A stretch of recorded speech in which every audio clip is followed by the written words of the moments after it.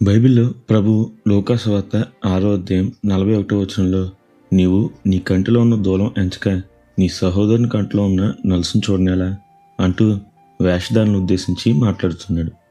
ఈ రోజుల్లో చాలామంది తమలో ఉన్న లోపాలు అతి స్పష్టంగా బహిర్గతం అవుతున్నా సరే వాటిని తప్పులుగా ఎంచక ప్రతి చిన్న విషయాన్ని ఎదుటివారిలో లోపంగా చూపుతూ వారేదో గొప్ప నీతిమంతులమని అనుకుంటారు. ఒకవేళ మనలో ఏదైనా అలాంటి వేషధారణ ఉందేమో ఈరోజు పరీక్షించుకుందాం. ఎందుకంటే ప్రభువుకు నచ్చని అసహ్యమైన ఒక క్రియ వేషధారణ. మరి వింటారా? ఈరోజు దేవుడు మీతోనే మాట్లాడుతున్నాడు. మరి ఈ రోజును దేవుని వాక్య ధ్యానంతో ప్రారంభిద్దామా?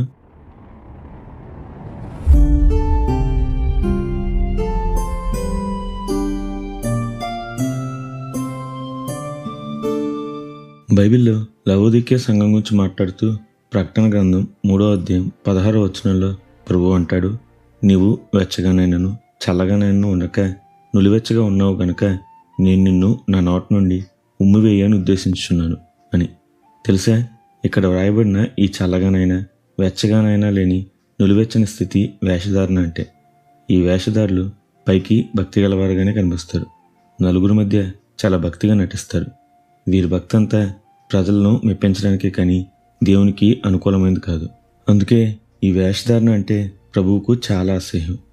ప్రభువు భూమిపై జీవించిన కాలంలో శాస్త్రులు పరిసయ్యులు భలేగా వేషధారణ చేసేవారు.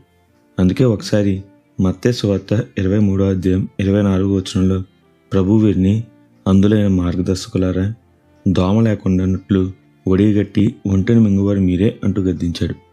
అసలు ఇక్కడ ప్రభువు ఎందుకు వీరిని ఇలా గద్దించాడో, ఈ మాటకు అర్థమేమిటో మీరు ఎప్పుడైనా ఆలోచించారా?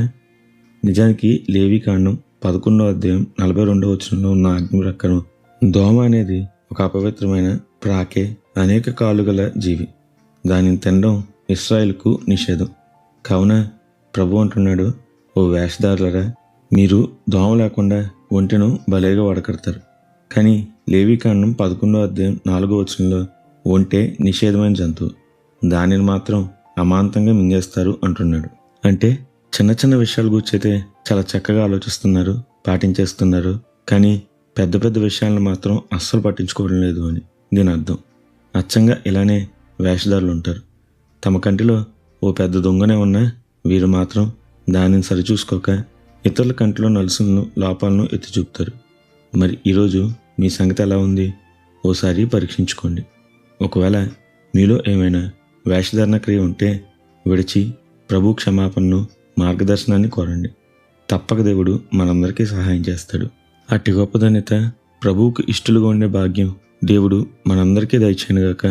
నిత్యం ఘనత మహిమ ప్రభావములు యేసుక్రీస్తు నామానికి కలుగునుగాక.